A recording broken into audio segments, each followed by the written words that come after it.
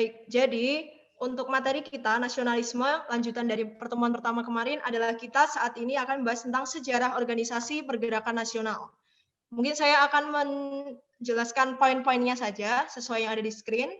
Jadi sejak kedatangan bangsa Eropa di Nusantara abad ke-16, bangsa Indonesia saat itu banyak mengadakan perlawanan nih Kakak. Nah, bentuk perlawanannya itu sudah sangat banyak sekali di berbagai daerah, namun masih belum efektif untuk menumpas atau melawan pemberontakan-pemberontakan dan juga penjajahan-penjajahan di Indonesia dari bangsa-bangsa Eropa.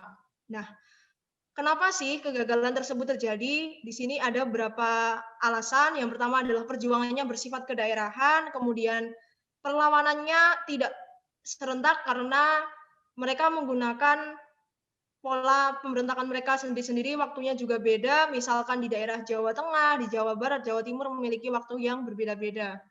Selain itu juga kegagalan dikarenakan masih tergantung pimpinan, karena jika pimpinannya sudah tertangkap, maka anggota-anggotanya tidak mempunyai tekad yang kuat kembali untuk melakukan perlawanan, karena mereka anggap bahwa pimpinan atau pucuk pimpinan mereka sudah tumbang. Kemudian kalah dalam persenjataan, kita tahu bahwa Indonesia saat itu terbatas persenjataannya, di mana bangsa-bangsa Eropa memiliki persenjataan yang canggih, sedangkan kita hanya persenjataannya saat itu bambu runcing, kemudian hanya tekad dan juga kemauan dari masing-masing para pejuang. Selain itu, Belanda juga menerapkan politik adu domba atau kita kenal sebagai divide et impera. Nah, di situ yang menyebabkan juga adanya kegagalan di dalam melakukan perlawanan. Cepet ini ya buka. Nah, kemudian muncullah ide dari kaum-kaum terpelajar atau cendekiawan Indonesia. Saat itu pada tanggal 20 Mei 1908 lahirlah organisasi yaitu Budi Utomo, seperti yang kita bahas di minggu lalu. Di sana dia punya 3 sektor, sektornya adalah pendidikan, kebudayaan, dan juga ekonomi. Nah, itu adalah tanda pertama lahirnya masa pergerakan nasional di Indonesia. Kemudian, apa sih ciri-cirinya dari pergerakan nasional? Untuk mempermudah Kakak mengingat, ciri-ciri dari organisasi pergerakan nasional ini berbanding terbalik dengan pergerakan kedaerahan. Nah, kita bisa lihat sifatnya adalah kebangsaan dan nasional. Kemudian sistemnya menggunakan sistem yang demokratis dan modern, jadi tidak tergantung pada pimpinan. Kemudian didirikan oleh kaum-kaum terpelajar yang visioner atau mempunyai pandangan ke arah yang lebih maju. Kemudian bentuk perjuangannya juga bukan bentuk perjuangan fisik, tapi dia menggunakan gerakan-gerakan sosial, ekonomi, pendidikan, sehingga memanfaatkan organisasi-organisasi pergerakan tadi. Nah, di sini ada 2 faktor pendorong organisasi pergerakan nasional, yaitu faktor internal dan juga faktor eksternal. Nah, faktor internalnya yang pertama penindasan dari rakyat Indonesia yang berkepanjangan akibat adanya penjajahan. Nah, di situ penjajahan dari masyarakat Indonesia sangatlah dirasakan dari berbagai kalangan di daerah-daerah Indonesia. Saat itu penjajahannya sangat cukup lama, bahkan berabad-abad, sehingga menimbulkan penderitaan yang sangat mendalam. Hal itulah yang sehingga menimbulkan tekad nih dari masyarakat Indonesia untuk bisa keluar dari penjajahan-penjajahan yang dialami sekian ratus tahun tersebut. Kemudian ada kenangan kejayaan masa lampau antara Kerajaan Majapahit dan Sriwijaya. Nah, masyarakat Indonesia dahulu pernah merasakan adanya kemenangan dari 2 kerajaan ini. Kita kenal dengan adanya Sumpah Palapa dari Patih Gajah Mada saat itu yang berhasil menyatukan Nusantara. Nah, berkaca dari hal tersebut, semakin memperkuat dorongan masyarakat Indonesia untuk bisa merebut kemerdekaan Indonesia yang hakiki. Nah, kemudian faktor yang ketiga di sini ada lahirnya kaum terpelajar.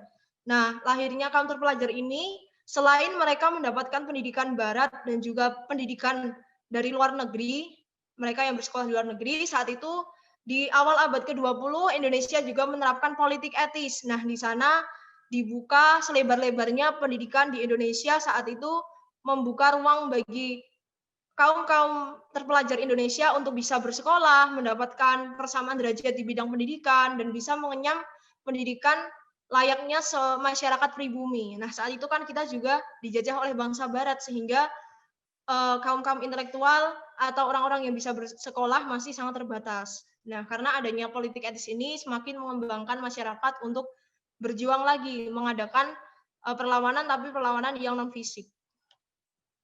Nah, kemudian muncul dan berkembangnya semangat persamaan derajat. Berkaitan dengan tadi adanya rasa penderitaan masyarakat yang sudah sangat panjang atau sangat lama bertahun-tahun, sehingga menimbulkan adanya keinginan untuk mendapatkan persamaan derajat, baik hak-hak di sosial, ekonomi, maupun budaya yang selama ini mungkin terampas karena adanya penjajahan. Nah, di sini juga ada perkembangan berbagai organisasi di daerah-daerah. Nah, tadinya kan sebelum abad ke-20, yaitu abad ke-16-an sampai awal abad ke-20, pergerakan di Indonesia itu masih kedaerahan nih kakak-kakak. Jadinya pergerakan saat itu masih menggunakan pergerakan yang tradisional. Alat-alatnya, alat senjatanya juga tradisional, caranya untuk melawan penjajah atau menumpas penjajah juga masih tradisional. Begitupun juga persepsi dari masing-masing masyarakat tersebut. Nah, karena adanya rasa ingin bersatu padu, ingin bekerja sama satu sama lain untuk menumpas penjajah di Indonesia dari bangsa-bangsa Eropa tadi, akhirnya dari organisasi kedaerahan tersebut mereka berintegrasi bersama untuk mewujudkan kemerdekaan Indonesia. Jadi lewatlah tadi organisasi pergerakan nasional. Mulai dari Budi Utomo, kemudian ada Perhimpunan Indonesia, ada juga Partai Nasional Indonesia, ada organisasi Muhammadiyah, ada organisasi Indiske Partij, dan lain sebagainya. Nah, lanjut ke faktor eksternalnya atau faktor dari luar, adanya kemenangan Jepang atas Rusia saat itu di tahun 1905 yang menyemangati atau memberikan motivasi bagi bangsa-bangsa Asia melawan penjajahan dari bangsa Barat. Karena bangsa-bangsa Asia sudah merasa bahwa selama ini mereka kalah karena adanya penindasan dari negara-negara penjajah, dan saat itu pula karena adanya kemenangan Jepang yang notabene merupakan salah satu bangsa Asia, memacu bangsa-bangsa Asia yang lainnya untuk ikut melawan penjajahan tersebut demi merebutkan kemerdekaan. Nah, kemudian juga ada kebangkitan nasionalisme di Asia Afrika.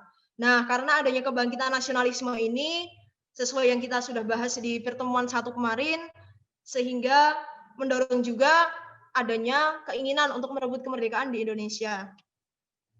Nah, selain itu juga adanya timbul paham-paham di Eropa dan Amerika. Paham-pahamnya apa aja? Yaitu paham demokrasi, kemudian paham nasionalisme, ada juga paham liberalisme, komunisme, yang kita kenal sebagai ideologi-ideologi dari bangsa-bangsa. Kalau Indonesia kan menganut ideologinya ideologi Pancasila. Kemudian kalau bangsa Amerika, ideologinya liberalisme. Bangsa Cina, Rusia adalah komunisme. Nah, itu juga yang memperkuat atau mendorong lahirnya pergerakan nasional. Nah, mungkin ini materi yang juga termasuk banyak ya, dan sering muncul juga di soal-soal TWK, itu adalah jenis-jenis atau bentuk-bentuk organisasi pergerakan nasional. Nah, sebenarnya pergerakan nasional itu secara umum dibagi di Indonesia itu ada dua, yaitu pergerakan nasional yang kooperatif atau kooperatifnya itu mau bekerja sama dengan bangsa-bangsa penjajah. Tapi juga ada organisasi pergerakan nasional yang dia sifatnya non-kooperatif, sehingga dia melakukan perlawanan-perlawanan. Dia tidak mau melakukan kerjasama dengan bangsa-bangsa penjajah. Nah, yang kita bahas sekarang adalah organisasi yang sifatnya kooperatif. Karena ini adalah organisasi yang merupakan tonggak awal adanya kebangkitan nasionalisme, kemudian tonggak awal persatuan dan kesatuan masyarakat dari berbagai daerah. Yang pertama, yaitu Budi Utomo. Nah, Budi Utomo ini dibentuk pada tanggal 20 Mei 1908 yang digagas oleh Dr. Wahidin Sudirohusodo. Beliau merupakan salah satu kaum terpelajar juga, dan juga bersama dengan mahasiswa Stovia saat itu mereka bersinergi satu sama lain menggagas ide bahwa Indonesia sudah saatnya punya sebuah organisasi yang dibentuk oleh kaum terpelajar guna mengembangkan pendidikan di Indonesia, kemudian kebudayaan, kemudian sosial, dan juga ekonomi. Namun, Budi Utomo ini belum menjadi organisasi yang sifatnya politik, seperti partai-partai yang nanti akan saya jelaskan berikutnya. Nah, di tahun 1908 ini, Dr. Wahidin bertemu dengan Bapak Sutomo atau Dr. Sutomo. Beliau merupakan pelajar Stovia juga. Nah, di sana mereka berunding dan juga menampung aspirasi dan juga menampung kehidupan serta budaya dari cendekiawan-cendekiawan tadi. Nah, dari adanya budaya-budaya tadi diserap sehingga munculkan organisasi yang namanya Organisasi Budi Utomo ini. Selain itu, kalau tadi penggagas atau pendirinya adalah Bapak Wahidin Sudirohusodo, tapi ketua dari Budi Utomo itu adalah Bapak Sutomo. Jadi jangan sampai ketukar ya. Kemudian awalnya tujuannya ini adalah untuk menjamin kemajuan kehidupan sebagai bangsa yang terhormat, tapi kemudian berkembang ke sektor-sektor yang lainnya seperti adanya kebudayaan, pertanian, peternakan, perdagangan, dan lain-lain. Jadi poin-poin penting dalam organisasi Budi Utomo itu adalah tanggal terbentuknya, yaitu 20 Mei 1908, tujuannya adalah untuk mengembangkan kehidupan di sektor pendidikan, budaya, dan sosial maupun ekonomi. Kemudian penggagasnya adalah Dr. Wahidin Sudirohusodo, kemudian ketuanya adalah Bapak Sutomo. Nah, formasi dari Budi Utomo adalah kaum-kaum terpelajar. Mungkin itu adalah poin-poin penting untuk organisasi Budi Utomo. Kita lanjut untuk organisasi kedua. Nah, kemudian setelah tadi di tahun 1908 muncul Budi Utomo, kemudian 3 tahun berikutnya kira-kira muncul yang namanya Sarekat Islam. Nah, dari Sarekat Islam ini dia berbeda dengan Budi Utomo yang hanya mengangkat derajat para priyayi atau kaum-kaum yang terpelajar tadi, khususnya di Jawa. Tapi kalau organisasi Sarekat Islam ini sasarannya adalah mencakup seluruh masyarakat jelata yang tersebar di seluruh pelosok Nusantara atau tanah air. Sehingga yang menjadi perbedaan adalah cakupan dari sasaran organisasinya. Kalau Budi Utomo tadi hanya kaum-kaum tertentu, di sini adalah kaum priai. Kemudian kalau yang Sarekat Islam itu kalau Sarekat Islam itu sasarannya lebih luas, yaitu sasarannya mencakup semua masyarakat Indonesia, khususnya bagi masyarakat-masyarakat miskin atau masyarakat yang masih tertinggal seperti itu. Kemudian tujuan utama dari Sarekat Islam yang awalnya namanya Serikat Dagang Islam itu adalah menghilangkan monopoli. Monopoli dari siapa? Dari pedagang Cina terhadap masyarakat pribumi. Kenapa? Karena mereka menjual bahan-bahan dan juga obat untuk membatik. Nah, ini yang merugikan masyarakat Indonesia karena seharusnya Indonesia yang bisa memproduksi bahan-bahan kemudian obat untuk membatik, jadi mereka terhambat karena munculnya pedagang-pedagang Cina tadi yang menjual produk-produknya sehingga mengancam produk-produk dari dalam negeri. Hal tersebut menimbulkan apa? Menimbulkan diskriminasi. Nah, muncullah yang namanya persaingan pedagang batik Bumi Putra melalui Serikat Dagang Islam dengan pedagang Cina. Jadi Bumi Putra ini adalah pedagang batik dari dalam negeri atau domestik yang saat itu harus bersaing karena tadi pedagang Cina yang ngotot untuk menawarkan dan menjual produk-produknya seperti itu. Kemudian ada inisiatif dari Bapak Tirto Adi Suryo yang mendorong bahwa pedagang itu seharusnya pedagang domestik itu seharusnya bisa sukses di Indonesia. Jangan mau dijajah dengan pedagang-pedagang dari asing, khususnya yang tadi Cina. Sehingga melalui kerjasama dari Bapak Tirto Adi Suryo dengan Saman Hudi, muncullah sebuah organisasi yang namanya Serikat Dagang Islam. Nah, ini menaungi pedagang-pedagang dari masyarakat pribumi, kakak-kakak semua. Nah, setelah setahun berdiri, akhirnya berganti menjadi Serikat Islam. Karena yang tadinya sektornya hanya perdagangan, tapi untuk mencapai kemajuan masyarakat yang lebih nyata, kemudian lebih kuat persaudaraannya, sehingga diperluas lagi ke sektor-sektor yang lainnya, seperti sosial dan budaya. Nah, kemudian anggota Serikat Islam ini juga meluas ke seluruh Jawa, kemudian Sumatera, Kalimantan, maupun Sulawesi. Nah, sebagian besar anggotanya karena awalnya tadi untuk menaungi rakyat-rakyat jelata, sehingga banyak sekali anggota-anggotanya yang di sini orang-orang jelata. Seperti itu. Jadi untuk perubahan Serikat Islam ini, untuk tambahan, itu pada tahun 1917. Yang tadinya 1911 itu adalah Serikat Islam, kemudian 6 tahun berikutnya berganti menjadi Serikat, yang tadinya Serikat Dagang Islam, kemudian berganti menjadi Serikat Islam. Nah, itu adalah gambaran dari Serikat Islam. Kemudian lanjut ke organisasi ketiga, yaitu organisasi Muhammadiyah. Kalau Muhammadiyah ini dia berdiri di 18 November 1912 oleh Bapak Kiai Haji Ahmad Dahlan di kota Yogyakarta. Nah, ini poin pentingnya, kemudian bergerak di bidang apa saja, bidang pendidikan, sosial, budaya. Nah, Muhammadiyah itu tujuannya apa? Memurnikan ajaran Islam dalam tuntunan pelaksanaan kehidupan sehari-hari. Kemudian tujuan dari Muhammadiyah juga untuk memberantas semua jenis perbuatan yang tidak sesuai dengan akidah Al-Quran sebagai kitab umat muslim. Karena saat itu mayoritas penduduk Indonesia adalah orang-orang Islam, sehingga didirikanlah organisasi Muhammadiyah ini di tahun 1912. Lanjut ke organisasi keempat. Nah, ini organisasi yang mungkin kakak-kakak familiar dengan tokoh terkenalnya, yaitu Tiga Serangkai. Ada yang bisa menyebutkan tokoh-tokoh Indiske Partij Tiga Serangkai ini siapa saja? Satu orang?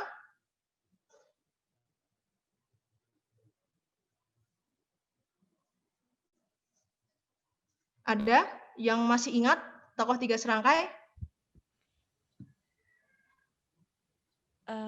Siapa ya? Dewes Dekker ya, Kak? Dewes Dekker, Iya, betul. Soekarno. Dewes Dekker, lalu? Soekarno. Soekarno kurang tepat, Kak. Soekarno itu 4 serangkai. Oh, 4, ini 3. Dewes Dekker itu cuma ingatnya, Kak. Cuma itu ingat. Dewes Dekker aja ya. Kakak-kakak yang lain, satu orang lagi, ada yang ingat?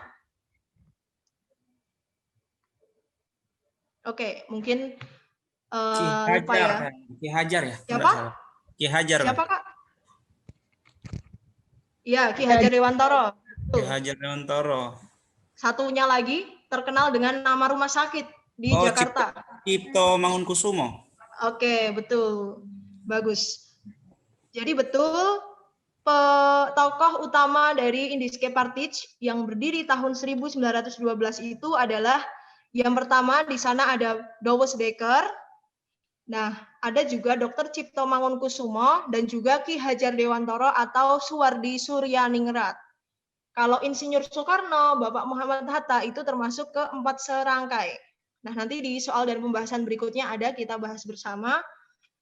Jadi organisasi ini sifatnya sudah bersikap radikal. Nah, jadi dia sudah menyentuh ke organisasi yang sifatnya politik. Di sana karena adanya gagasan dari Danudijaya Setiabudi atau Dewes Dekker, kemudian ada Ki Hajar Dewantoro, dan juga ada Dr. Cipto Mangunkusumo tadi, cita-citanya adalah agar orang-orang yang menetap di Hindia Belanda dapat duduk di pemerintahan. Nah, maksudnya di pemerintahan itu di pemerintahan Indonesia.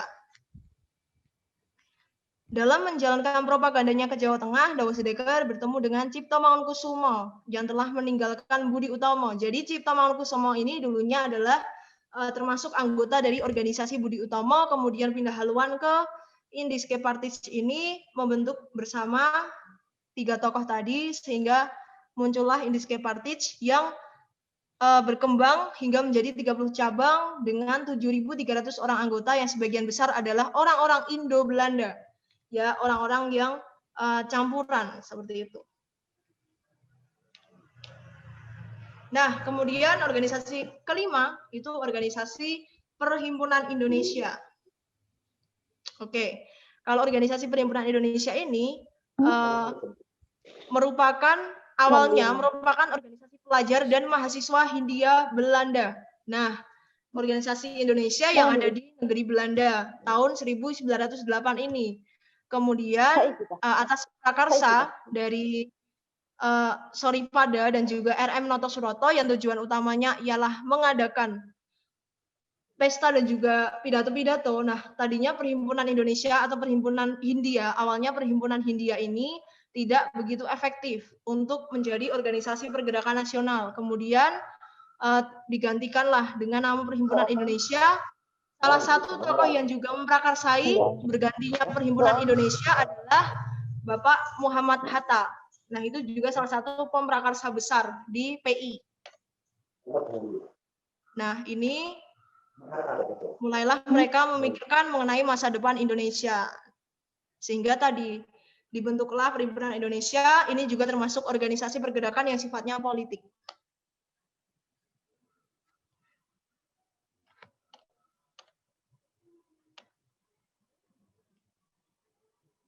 Nah, tadi berubahnya secara resmi Perhimpunan Hindia menjadi Perhimpunan Indonesia itu adalah 1925.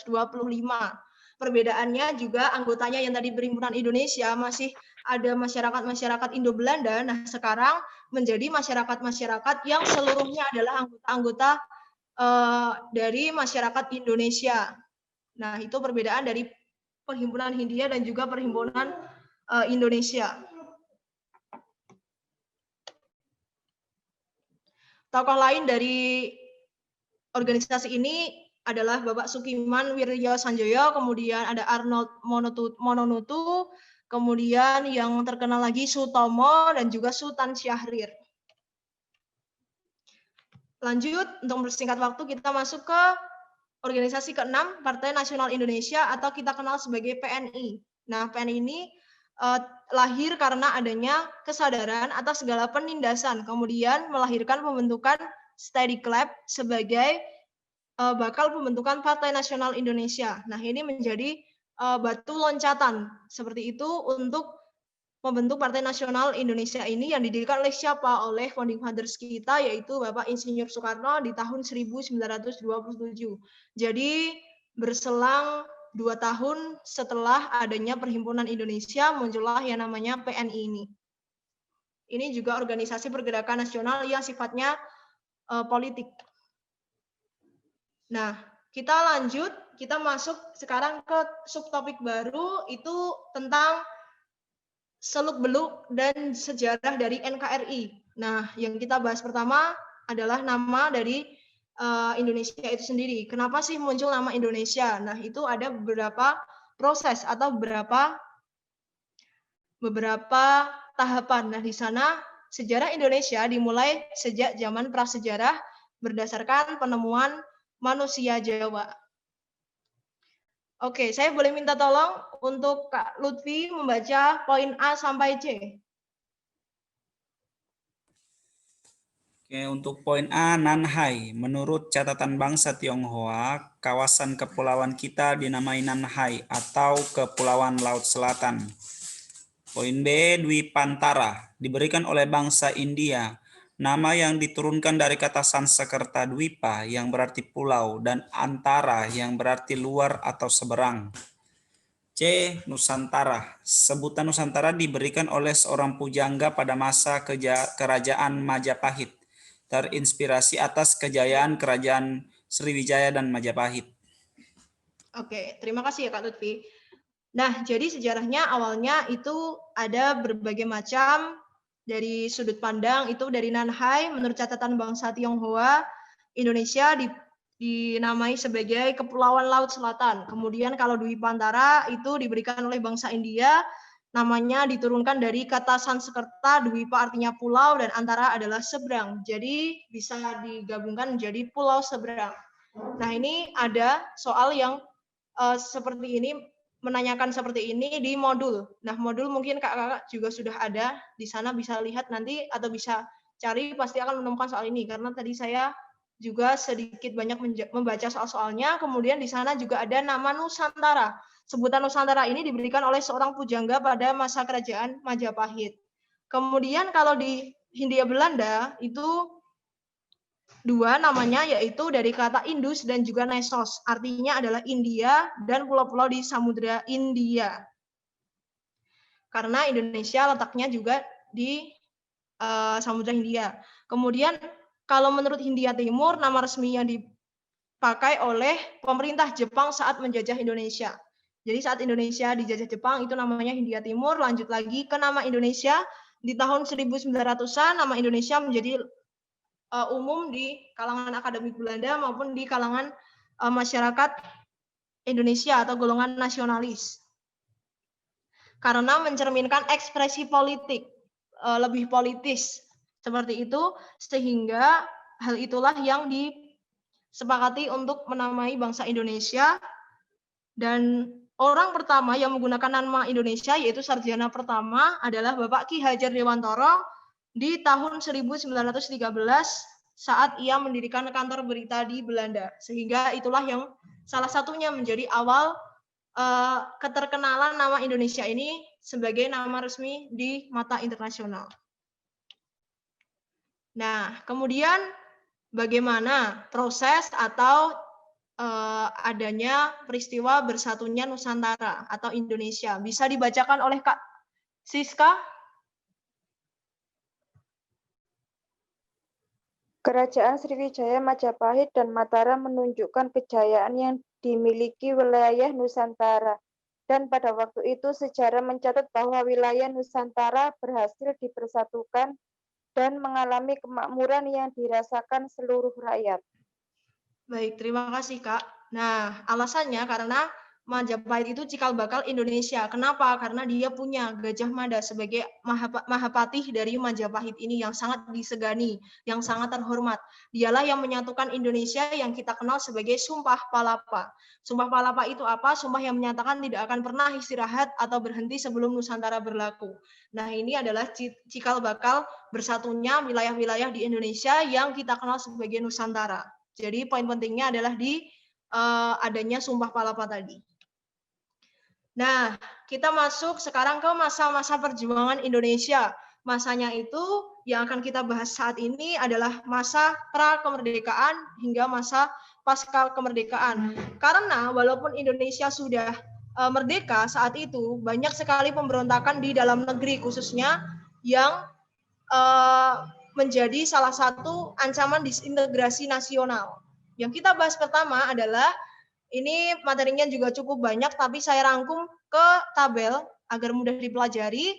Bisa dilihat di screen, itu adalah masa perjuangan atau pra-kemerdekaan. Nah, apa saja? Di situ ada Perang Maluku, tahunnya 1817, lokasinya di Saparua. Tokohnya adalah Patimura atau Thomas Matulesi. Kemudian 4 tahun berikutnya disusul dengan Perang Padri. Dia melakukan perlawanan selama 6 tahun. Tokoh terkenalnya adalah Tuanku Imam Bonjol atau kita kenal sebagai Peto Syarif, nama lainnya. Kemudian lokasinya ada di Bonjol. Bonjol itu di Sumatera Barat. Kemudian sesuai urutan peristiwa juga, sekitar 1825 sampai 1830 ada Perang Diponegoro. Perang Diponegoro ini lokasinya ada di banyak wilayah Jawa Tengah. Itu ada Gua Selarong, kemudian Banyumas, Kedu, Demak, Surakarta, Semarang, dan lain sebagainya. Tokohnya adalah Raden Mas Ontoweryo atau yang kita kenal dengan sebutan Pangeran Diponegoro. Oke, lanjut. Perang keempat, nah ini juga perang yang familiar. Perang ini ada di daerah Bali. Namanya Perang Puputan atau Perang Buleleng. Perang ini ada di tahun 1846 sampai 1849. Karena sesuai namanya, Perang Bali atau Perang Buleleng, sehingga lokasinya juga di Buleleng. Tokoh yang terkenal adalah Igai. Kemudian selang beberapa tahun berikutnya, 10 tahunan berikutnya ada yang namanya Perang Banjar. Nah, Perang Banjar ini lokasinya di Banjarmasin, tokohnya adalah Pangeran Antasari. Kemudian di Aceh, Perang di Aceh ini sekitar berlangsung hampir 30 tahunan. Dia lokasinya di wilayah Aceh. Banyak tokoh-tokoh yang terkenal dan terlibat yang kita kenal sekarang sebagai pahlawan nasional, ada Tengku Umar, ada Panglima Polim, Teku Ditiro, Cut Nyadin, dan juga Cut Mutia. Nah, kemudian ada yang namanya Perang Tapanuli, di sana ada di wilayah Sumatera Utara dengan tokohnya Sisingamangaraja ke-12. Nanti bisa dipelajari lebih lanjut agar kita nanti bisa membahas soal contoh soalnya. Di sini ada organisasi pergerakan nasional. Nah, tadi yang sudah kita bahas, ada Budi Utomo, ada Sarekat Dagang Islam, kemudian berubah jadi Sarekat Islam, ada Muhammadiyah, ada Indiske Partij. Nah, ini tempat-tempatnya. Kalau Budi Utomo di Jakarta, Sarekat Dagang Islam itu awalnya di Surakarta, tapi berubah ke Sarekat Islam di Surabaya. Nah, Muhammadiyah itu di Yogyakarta, tokohnya tadi Bapak Kiai Haji Ahmad Dahlan, dan organisasi Indiske Partij itu di Bandung, 3 serangkai tadi, Dawes Dekker, Cipto Mangunkusumo, dan Ki Hajar Dewantara. Nah, ini bisa dilihat juga ada Perhimpunan Indonesia, ada Pemuda Indonesia, Partai Nasional Indonesia, hingga ke Gabungan Politik Indonesia atau GAPI. Nah, itu nanti bisa dipelajari lagi oleh kakak-kakak. Kemudian masa penjajahan Jepang itu kita kenal ada yang namanya Gerakan 3A. Nah, Gerakan 3A ini ada di tahun 1942, tepatnya 29 April, tokoh di sana yang terlibat adalah Syamsuddin. Tujuannya adalah menggerakkan Indonesia untuk melawan Jepang. Ada yang namanya Gerakan Putra atau Pusat Tenaga Rakyat, ada 4 serangkai. Nah, jadi bedanya kalau 3 serangkai tadi di Indiske Partij, kalau 4 serangkai itu untuk melawan penjajahan dari Jepang. Itu tokohnya ada Muhammad Hatta, Ki Hajar Dewantara, Insinyur Soekarno, dan Kiai Haji Mas Mansur. Nah, kalau itu yang 4 serangkainya di tahun 1943. Tujuannya mengerahkan tenaga rakyat Indonesia untuk membantu Jepang berperan melawan sekutu. Kemudian ada Jawa Hokokai juga, di sana ada orang-orang Jepang yang terlibat, ada Insinyur Soekarno, Hashim Ashari, tujuannya menarik simpati rakyat dengan memanfaatkan tokoh Indonesia.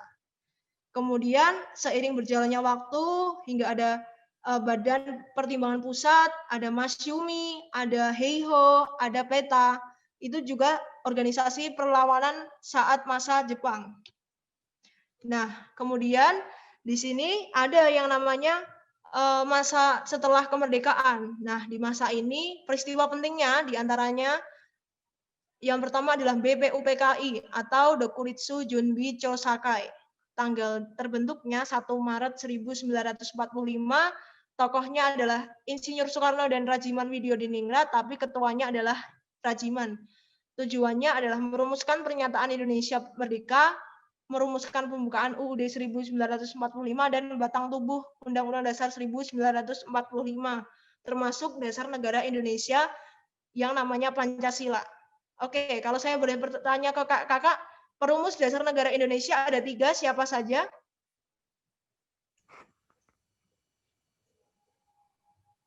Insinyur Soekarno, Muhammad Yamin, Supomo. Baik, yang pertama kali mencetuskan di antara Muhammad ketiga Yamin. itu siapa dulu, Kak? Muhammad Yamin. Setelah itu? Supomo. Baru Insinyur Soekarno. Baik. Tokoh yang berpidato saat 1 Juni 1945 adalah Bapak Soekarno. Terima kasih Kak Shirley atas tanggapannya. Kemudian dilanjutkan di tanggal 7 Agustus 1945, BPUPKI tadi dibubarkan. Kemudian digantikan oleh PPKI atau Dokuritsu Junbi Inkai. Di sana tujuannya adalah karena saat itu Jepang sudah menyerah kepada sekutu, sehingga Jepang masih butuh kerjasama dari Indonesia, tapi untuk menarik simpati masyarakat Indonesia, Jepang menyampaikan janji kemerdekaannya di tahun 1944. Ada yang tahu kakak tokoh yang menyampaikan janji kemerdekaan itu siapa?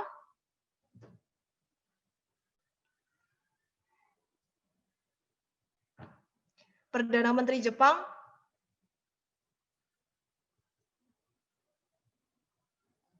Oke, yang memberikan janji kemerdekaan ke Indonesia dari pihak Jepang adalah Perdana Menteri Kuniaki Miso itu pada tanggal 7 September 1944.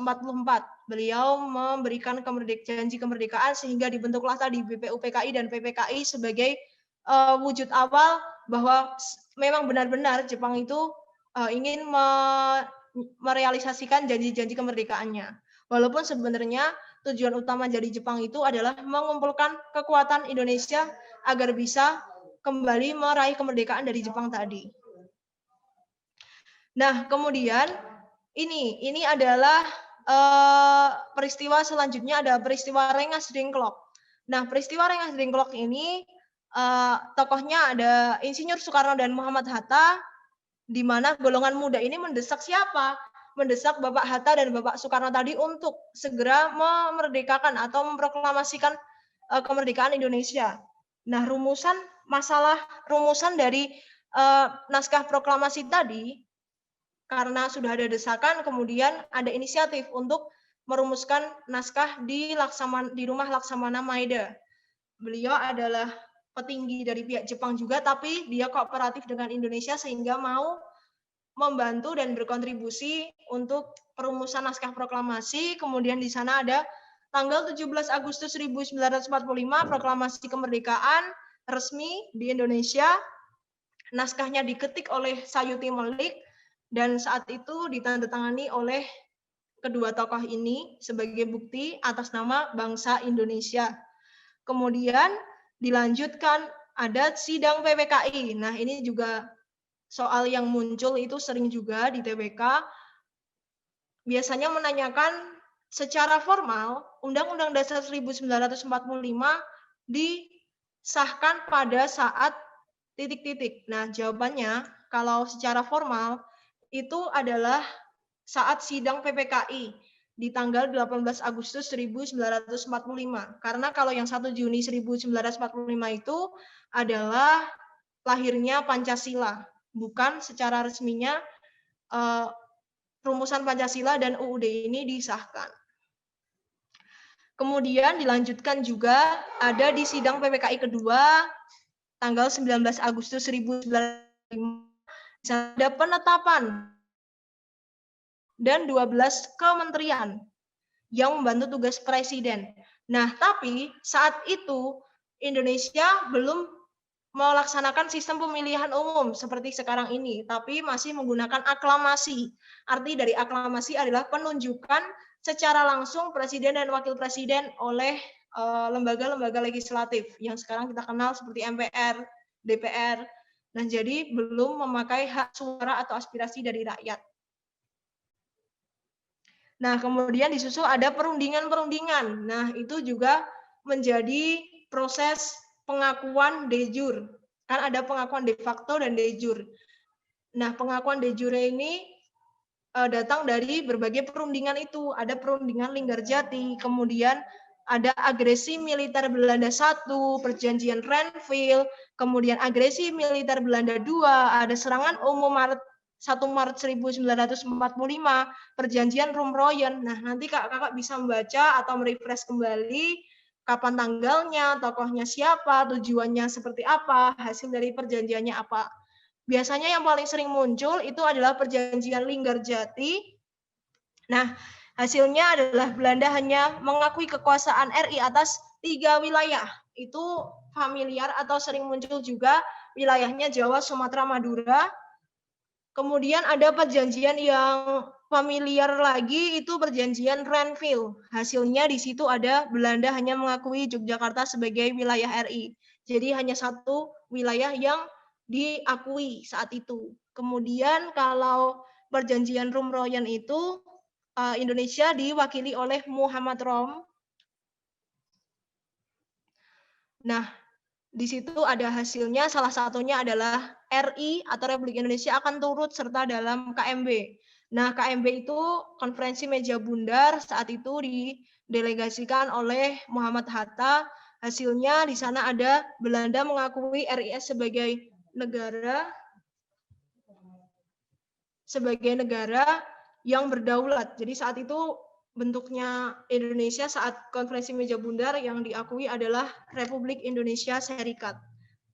Nah, kemudian ada juga peristiwa lainnya pembentukan RIS dan pengakuan kedaulatan. Tanggal pengakuan kedaulatan itu adalah saat tanggal 27 Desember 1949. Nah, itu adalah salah satu pengakuan de jure untuk Indonesia sebagai NKRI. Tapi namanya dahulu RIS atau Republik Indonesia Serikat. Belum negara kesatuan. Nah, kemudian ini banyak sekali. Mungkin saya tidak bisa menjelaskan satu persatu, tapi saya menjelaskan poin nama-namanya saja organisasinya. Saat itu ada pemberontakan daerah-daerah Indonesia, di sana ada PKI, kemudian ada DITII, kemudian DITII ini bercabang. Ada DITII di Jawa, ada DITII di Sulawesi, ada DITII di Aceh, Kalimantan dengan tokoh-tokoh yang berbeda dan tujuannya juga beda. Kemudian di sini ada APRA, Angkatan Perang Ratu Adil. Nah, itu ada di daerah Bandung. Nanti tanggal dan juga tokoh-tokohnya bisa dipelajari kembali. Di sini juga ada pemberontakan APRIS, kemudian ada Republik Maluku Selatan, ada PRRI atau Pemerintah Revolusioner Republik Indonesia, ini juga terkenal. Itu di sana yang terkenal adalah Kolonel Ahmad Hussein di PRRI tadi. Kemudian ada juga Permesta. Nah, tokoh yang terkenal di sana ada Kolonel Vence Sumwal. Nah, itu tokoh terkenal dari Permesta, dan juga ada G30 SPKI atau pemberontakan 30 September yang menewaskan pahlawan-pahlawan revolusioner Indonesia karena kekejaman dari komunis di Indonesia ini. Nah,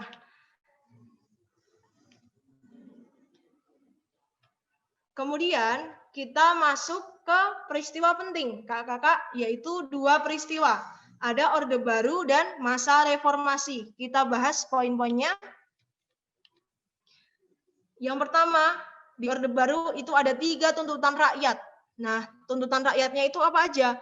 Pembubaran PKI, ada pembersihan kabinet dari unsur G30 SPKI, dan penurunan harga serta perbaikan ekonomi. Jangan sampai tertukar dengan Dwi Kora. Nah, kalau Tritura ini 3 tuntutan, yaitu bubarkan PKI, turunkan harga, dan perbaikan ekonomi, serta pembersihan kabinet dari G30 SPKI.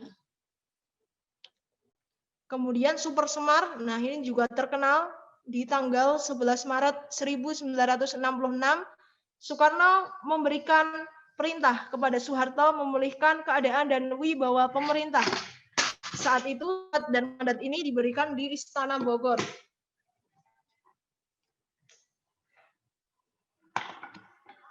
Di Istana Bogor dan dikenal dengan Surat Perintah 11 Maret 1966 atau Super Semar tadi. Kemudian ada sidang umum MPRS, itu tanggal 17 Juni 1966, menghasilkan beberapa ketetapan. Bisa dilihat di screen, ada ketetapan MPRS dari berbagai sektor, salah satunya tadi MPRS nomor 9 tahun 66 itu Super Semar tadi, pengukuhannya. Di sini ada Nawaksara, MPRS meminta pertanggungjawaban Presiden dalam sidang umum MPRS karena adanya pemberontakan G30 SPKI dan pemberontakan G30 dan adanya kemerosotan ekonomi serta moral. Nah, Nawaksara ini artinya adalah 9 pasal yang disampaikan oleh Bapak Soekarno tanggal berapa? Tanggal 22 Juni 1966. Ini tanggalnya. Kemudian setelah itu, karena amanat tersebut tidak memenuhi rakyat, sehingga terjadilah berbagai pro dan kontra. Kemudian lanjut, Indonesia sudah mulai melaksanakan pemilu atau pemilihan umum saat adanya Orde Baru ini, partai-partainya seperti Nahdlatul Ulama, Masyumi, Parkindo, kemudian Murba, PNI, Perti, Golkar, IPKI, dan juga lain sebagainya. Saat itu yang paling menjadi pemrakarsa adalah Golkar. Nah, pemilu selanjutnya dilaksanakan di 77, 82, 87, 92, setiap 5 tahun sekali, yaitu durasinya 1977 sampai 1997. Hanya diikuti 3 peserta, yaitu P3, Golkar, dan PDI. Pemenangnya selama Orde Baru itu adalah Golkar. Ini juga ada di tahun 973, sidang MPR menghasilkan beberapa ketetapan sesuai yang ada di screen, ada GBHN, kemudian pemilihan Jenderal Soeharto sebagai Presiden RI, dan Sultan Hamengkubuwono IX sebagai wakilnya. Nah, ini berakhirnya Orde Baru. Sejak pertengahan 96, Indonesia sudah memanas. Saat itu juga terpilihnya Soeharto sebagai Presiden RI banyak mendapatkan kecaman dari masyarakat. Juga ada krisis moneter atau krisis perekonomian besar-besaran. Kemudian pembentukan kabinet-kabinetnya juga mengandung KKN atau kolusi korupsi nepotisme. Sehingga masyarakat menuntut untuk membubarkan Presiden Soeharto sebagai presiden saat itu. Karena dia sudah kurang lebih menjabat selama 32 tahun, sehingga karena adanya tuntutan itu dan Presiden Soeharto dicopot jabatannya sebagai presiden, berakhirlah yang namanya era Orde Baru tadi. Nah, kalau di masa reformasi itu yang tadinya masyarakat terbatas untuk menyatakan pendapatnya, kemudian menyatakan pandangannya atau idenya, karena saat itu banyak yang dicekal atau banyak yang dihukum atau dipenjara kalau dia melakukan hal-hal yang melawan pemerintah. Tapi kalau reformasi berbanding terbalik. Di sana adalah masa dari kebebasan pers dan dikuranginya kekuasaan yang dimiliki oleh lembaga tinggi negara. Masa ini dimulai saat Presiden Habibie hingga saat ini Presiden Joko Widodo menggunakan sistem desentralisasi, artinya otonomi daerah. Nah, oke, sekarang kita masuk ke contoh soal dan pembahasan. Nah, mekanismenya akan saya tampilkan soal di screen. Nanti kakak-kakak bisa mencatat di bukunya masing-masing. Setelah itu kita bahas bersama-sama dan nanti silahkan kakak-kakak yang jawabannya tepat bisa raise hand di Zoom-nya masing-masing. Nanti saya lihat banyak atau tidak yang menjawab soal tersebut dengan tepat. Baik. Waktu untuk menjawabnya 5 detik. Silahkan dibaca di screen soalnya. Janji kemerdekaan yang akan diberikan Jepang setelah kekalahan Jepang pada saat Perang Dunia II diumumkan oleh ... A. Laksamana Maeda, B. Perdana Menteri Koiso, C. Ichikawa Taiso, D. Marshal Terauchi, atau E. Kumakichi Harada. Oke. 5, 4, 3, 2, 1. Jawaban yang tepat adalah B. Perdana Menteri Kuniaki Koiso. Silahkan raise hand bagi kakak yang benar atau menjawabnya tepat. Oke, 1, 2, 3, 4, 5, 6. Oke, saya kira ini benar semua ya. Pembahasannya adalah, nah janjinya itu disampaikan 7 September 1944. Karena saat itu Jepang mengalami kekalahan dengan sekutu. Oke, kita mulai lagi. Soal kedua, silahkan perhatikan baik-baik di screen. Pada saat kekosongan kita oleh perbedaan pendapat menurut proses untuk menentukan semua dan plus pokok. 5, 4, 3, 2, 1. Jawaban yang tepat adalah E. Rengas Dengklok. Silahkan raise hand untuk kakak-kakak yang jawabannya tepat. Oke, 1, 2, 3, 4, 5, 6. Oke, betul semua juga. Pembahasannya adalah, nah, saat kekosongan kekuasaan, ada perbedaan pendapat mengenai proklamasi antara golongan tua dan golongan muda. Tadinya golongan tua ini tidak setuju kalau proklamasi segera dilaksanakan.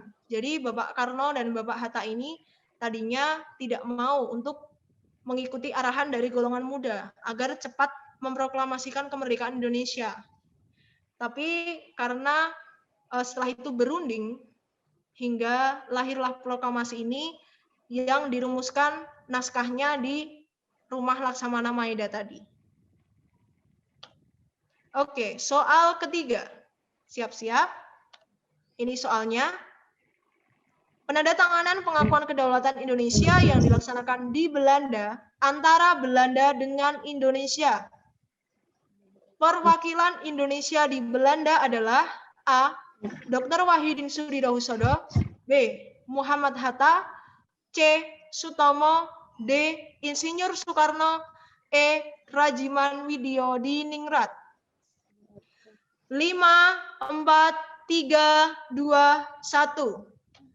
Jawabannya adalah B. Muhammad Hatta. Adakah yang betul menjawabnya? Boleh raise hand. Oke, 1, 2. Ada lagi? Oke, mungkin hanya 2 orang ya. Nah, adakah kakak-kakak yang menjawab selain B tadi?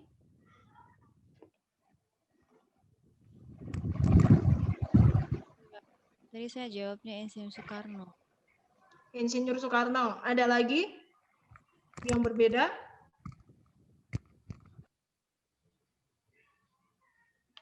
Nah, ini pembahasannya. Penandatanganan pengakuan kedaulatan Indonesia yang dilaksanakan di Belanda antara Belanda dengan Indonesia, perwakilannya saat itu adalah Muhammad Hatta. Jadi, kalau di pengakuan kedaulatan di Belanda ini, Bapak Insinyur Soekarno tidak terlibat.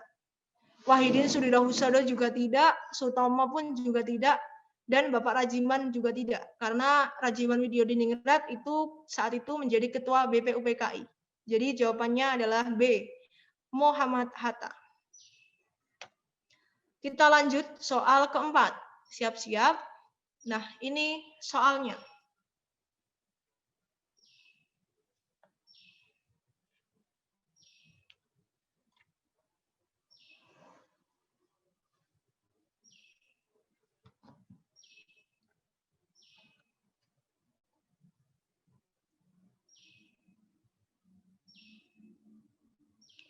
Dasar negara yang dicetuskan oleh Insinyur Soekarno pada tanggal 5/4/3/21. Ya, pada tanggal 1 Juni 1945. Boleh raise hand yang benar jawabannya? Oke. 1, 2, 3. Ada lagi? Oke, 4. Oke, 4 orang ya. Nah, saat itu Insinyur Soekarno mengemukakan gagasan dasar negaranya di tanggal 1 Juni 1945. Di sana ada kebangsaan Indonesia, peri kemanusiaan, demokrasi, kesejahteraan sosial, ketuhanan yang berkebudayaan. Tapi kalau tanggal 29 Mei 1945 itu adalah Muhammad Yamin, kemudian Supomo di tanggal 31 Mei. 30. Baru ya. Oke, baru Bapak Soekarno di tanggal 1 Juni 1945. Oke, soal kelima. Siap-siap. BPUPKI diketuai oleh, nah ini soal yang gampang. 5, 4, 3, 2, 1. Saya yakin pasti benar semua ya. Jawabannya A, Rajiman Widyodiningrat. Boleh raise hand? Apakah benar semua? Oke, oke. Oke, benar semua. Kalau Soekarno sebagai ketua apa, Kakak? PPKI. Oke, sebagai ketua PPKI. Muhammad Yamin bukan, Mr. Supomo juga bukan, Muhammad Hatta itu di panitia 9. Jadi bukan di BPUPKI. Nah, tujuannya adalah mendapatkan dukungan dari bangsa Indonesia dengan menjanjikan kemerdekaan. Anggotanya 62 orang, diketuai oleh Rajiman Widyodiningrat, wakilnya Ici Bangase dan Panji Suroso. Oke, lanjut ke soal 6. Di bawah ini adalah tokoh-tokoh yang ikut menandatangani deklarasi Bangkok, kecuali A. Ada Malik dari Indonesia, B. Tun Abdul Razak dari Malaysia, C. Tanat Koman dari Thailand, D. Raja Ratnam dari Brunei Darussalam, E. Narcisco Ramos dari Filipina. 5, 4, 3, 2, 1. Jawaban yang tepat adalah D. Raja Ratnam dari Brunei Darussalam. Ada yang tahu di sini kesalahan dari statement D apa? S. Raja Ratnam dari Singapura. Oke, dari Singapura, betul. Nah, tokoh-tokoh dari deklarasi Bangkok itu ada 5. Ada Malik, perwakilan Indonesia, Tun Abdul Razak dari Malaysia, S. Raja Ratnam dari Singapura, Narcisco Ramos dari Filipina, dan Tanat Koman dari Thailand. Oke, bisa raise hand tadi yang menjawab betul?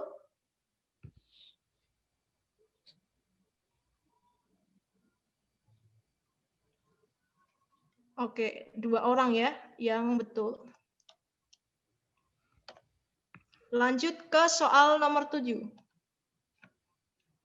Pengakuan de jure memiliki arti pengakuan dari negara lain terhadap suatu negara secara resmi. Contohnya, A. 17 Desember 1945, yaitu terbentuknya Republik Indonesia. B. 27 Desember 1949, pengakuan kedaulatan RI oleh Belanda.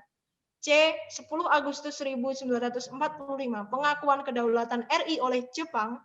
D. 10 Juli 1947, terbentuknya RIS oleh Belanda. E. 10 Juli 1947, pengakuan RIS oleh PBB. 5, 4, 3, 2, 1. Jawabannya adalah B. Bisa raise hand yang betul?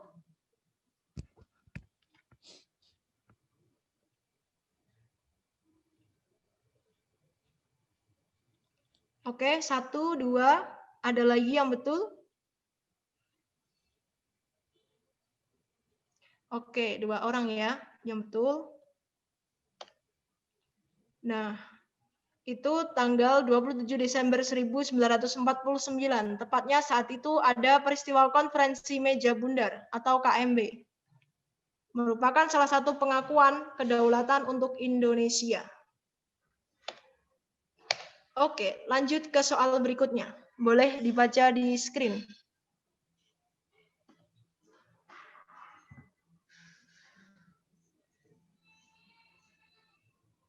Yang termasuk ke dalam Komisi 3 Negara.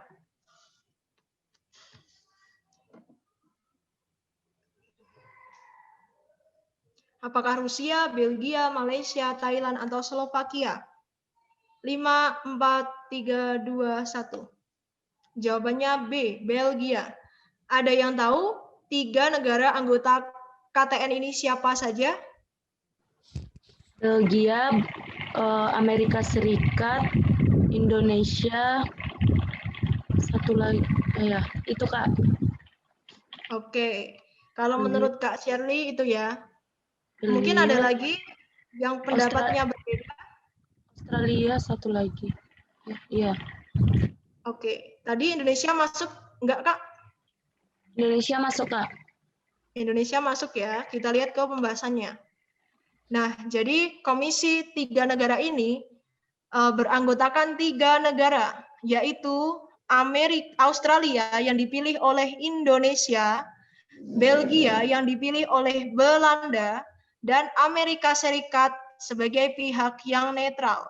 Jadi, Komisi 3 Negara itu negaranya yaitu Australia, Belgia, dan Amerika Serikat. Yang mewakili Australia diwakili oleh Richard Kirby, kemudian Belgia oleh Paul van Zielen, dan Amerika diwakili oleh Frank Graham. Oke, jadi itu ya komisi 3 negara, anggota-anggotanya 3 negara tadi. Lanjut ke soal berikutnya.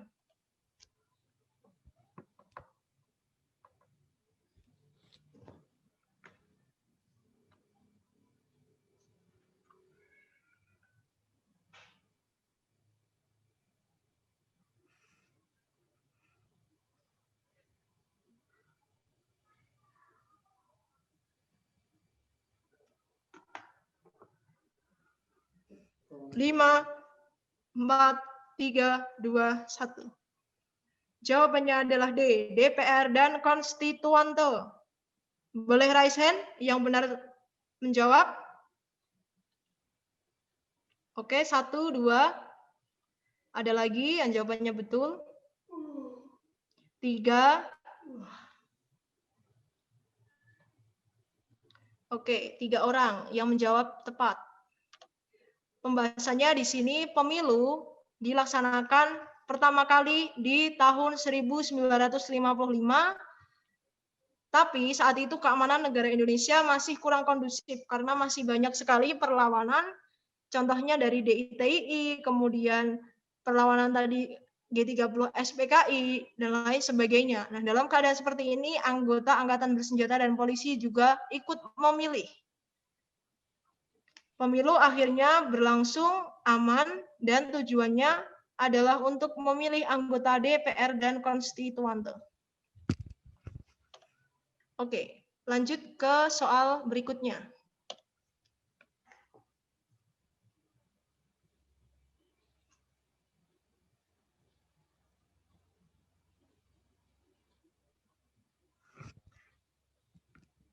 Tujuan dari pengiriman pasukan Garuda ke luar negeri adalah titik-titik.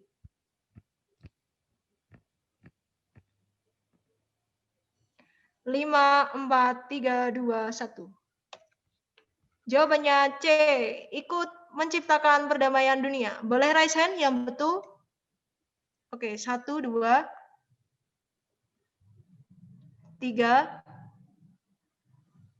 Ada lagi? 4, 5. Oke, 5 orang yang betul ya menjawabnya. Ikut menciptakan perdamaian dunia. Nah, pengiriman pasukan Garuda ini di tahun 1956 saat itu digunakan atau tujuannya adalah ikut menumpas atau ikut mendamaikan perselisihan-perselisihan di negara lain sehingga yang sangat membahayakan perdamaian dunia sehingga PBB terpaksa turun tangan dan mengirimkan pasukan perdamaian Indonesia. Nah, pasukannya ini apa? Namanya pasukan Garuda. Tujuannya untuk bisa bergabung dengan pasukan di bawah PBB lainnya, mengamankan berbagai konflik di negara-negara internasional tadi. Oke. Lanjut soal berikutnya.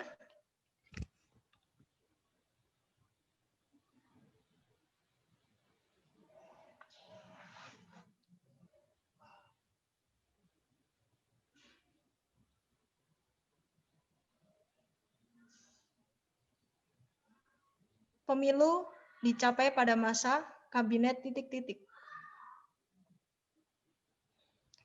5, 4, 3, 2, 1. Oke. B. Kabinet Burhanuddin Harahap. Ada yang jawabannya betul? Boleh raise hand.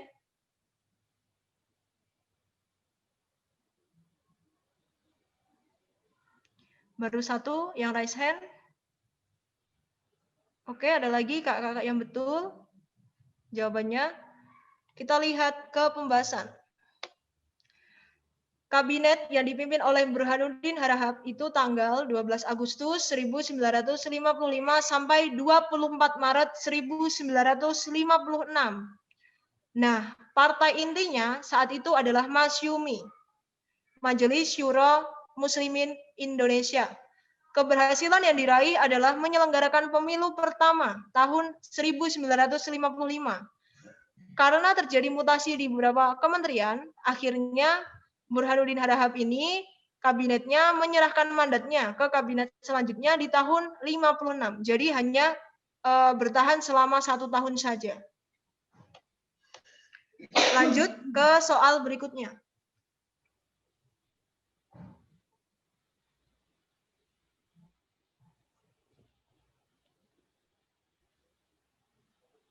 Oke, hasil perundingan Linggarjati. Wilayah kekuasaan Indonesia dibagi menjadi 1, 2, 3, 4, 5. A. Sumatera, Jawa, Madura. Ada yang betul? Boleh raise hand. 1, 2, 3, 4. Ada lagi? Oke. Oke, sepertinya betul semua ya. Mantap. Nah, tadi seperti yang sudah saya singgung di awal, isi perjanjian Linggarjati itu yang pertama mengakui Indonesia secara de facto atas Jawa, Madura, Sumatera, kemudian dibentuk negara federal atau serikat, dibentuk Uni Indonesia Belanda, di mana Belanda sebagai kepala uninya, dan pembentukan RIS sebelum tanggal 1 Januari 1949. Oke. Lanjut. Nah, ini tadi clue-cluenya udah disampaikan ya di penyampaian materi. 4 serangkai kecuali 5, 4, 3, 2, 1. B. Dr. Cipto Mangunkusumo. Apakah benar semua? Boleh raise hand.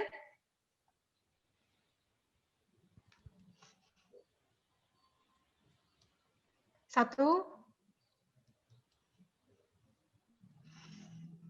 Hanya 1 yang benar. Oke, kita bahas.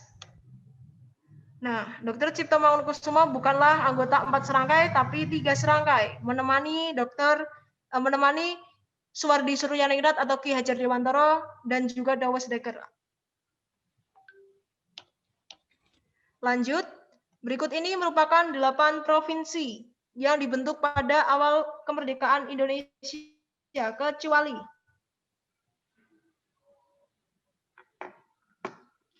5, 4, 3, 2, 1. Oke, jawabannya C, Bali. Adakah yang menjawab betul? Boleh raise hand. Oke, 1, 2, 3, 4. Ada lagi yang betul? Oke, 4 orang ya. Jadi kecuali Bali. Nah, saat itu pembagian daerah Republik Indonesia itu Sumatera, Jawa Tengah, Jawa Barat, Jawa Timur, Sunda Kecil, Maluku, Sulawesi, dan Kalimantan. Pembagiannya saat sidang PPKI kedua, tanggal 19 Agustus 1945. Soal berikutnya. Berikut ini merupakan, soal berikutnya. Nah, oke.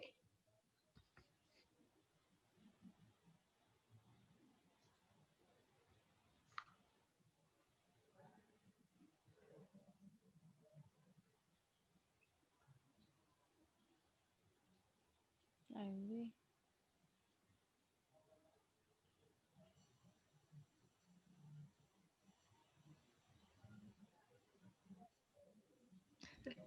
Lima, 4, 3, 2, 1. B. Perjanjian Rum-Royan. Ada yang menjawab betul? Boleh raise hand.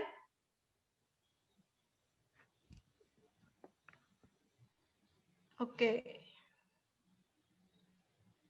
Nggak ada yang raise hand ya. Nah, jadi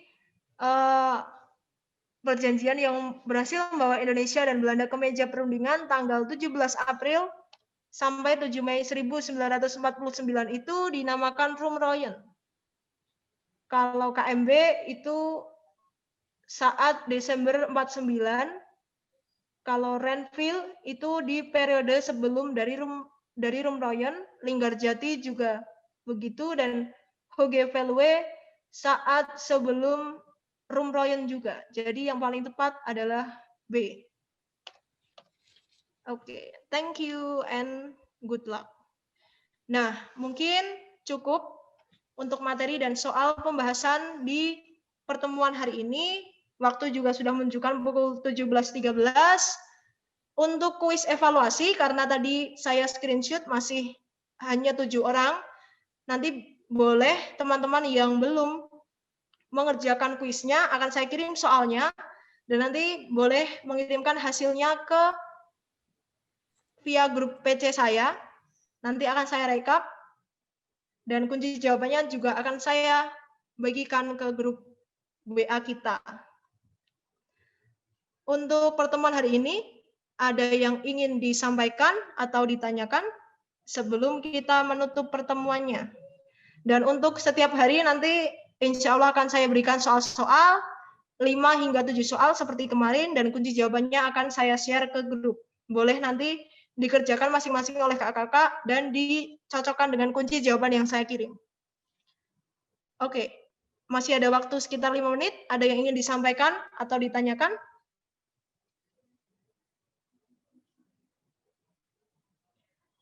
Silahkan Kak Lutfi. Iya, Kak Lutfi. Atau Kak Aprian? Kak Aprian, Anggara. Assalamualaikum. Waalaikumsalam warahmatullahi. Mungkin untuk soal-soal kuis tadi sangat bagus karena banyak yang penjelasan yang dibutuhkan soal supaya lebih mudah untuk dipahami.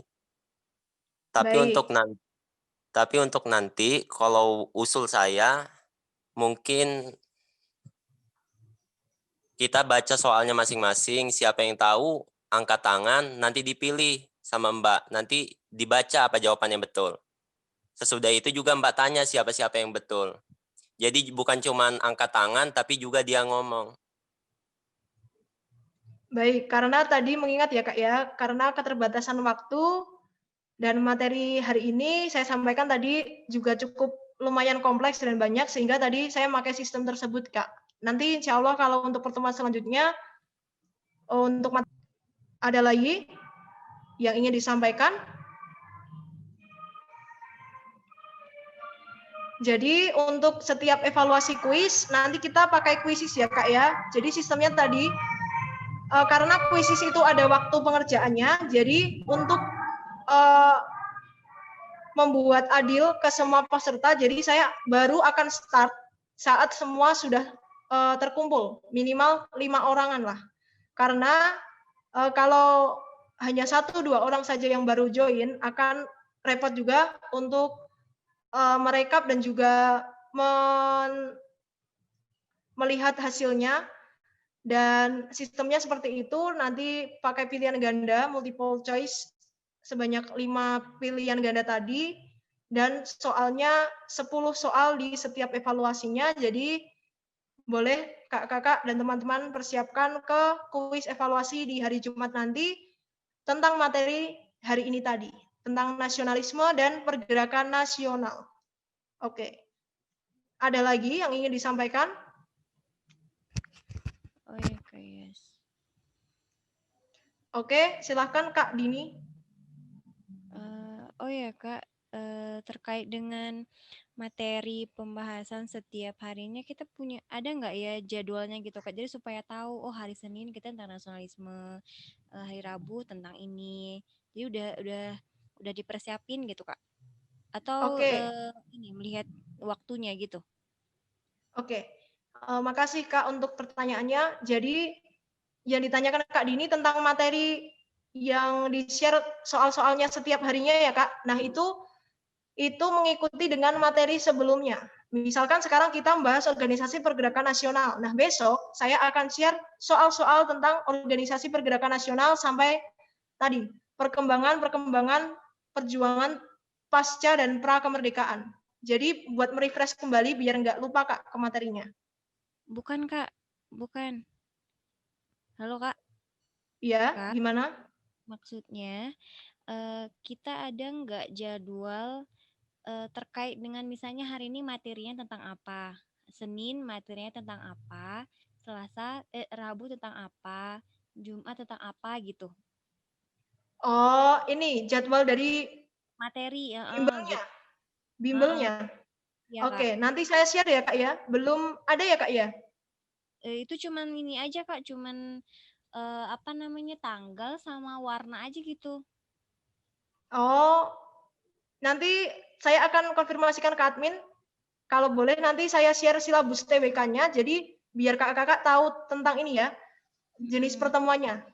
Iya, Gitu ya Kak, Kak iya. ya? Ya, gitu Oke. maksudnya. Oke, ya, saya paham. Jadi biar bisa persiapan ya Kak ya untuk menerima materi di pertemuan selanjutnya. Gitu ya Kak ya? Ya, kayak gitu, Kak. Gitu. Oke, makasih Kak Dini. Ada lagi, satu lagi yang ingin disampaikan?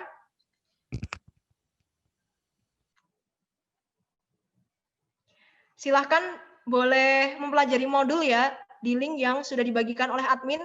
Itu modulnya sangat lengkap sekali. Pertemuan setiap materi sudah tertera di situ. Nanti kakak tinggal baca-baca, mempelajari soal-soalnya, dan ada pembahasannya juga. Insya Allah itu juga sering keluar di soal-soal TKD atau TWK CPNS. Oke, karena sudah menunjukkan pukul 17.22, mungkin saya akhiri pertemuan hari ini. Terima kasih banyak atas partisipasi, kehadiran, dan juga antusias dari kakak-kakak dan teman-teman semua. Saya mohon maaf jika di pertemuan hari ini ada kekurangan atau ada kesalahan tutur kata. Dan sukses, semangat selalu untuk tetap berlatih soal maupun baca materinya. Untuk hal yang ingin disampaikan lebih lanjut, bisa disampaikan lagi ke grup WA setelah pertemuan atau di luar pertemuan ini. Dan semoga kita selalu dalam keadaan sehat selalu. Akhir kata, wassalamualaikum warahmatullahi wabarakatuh.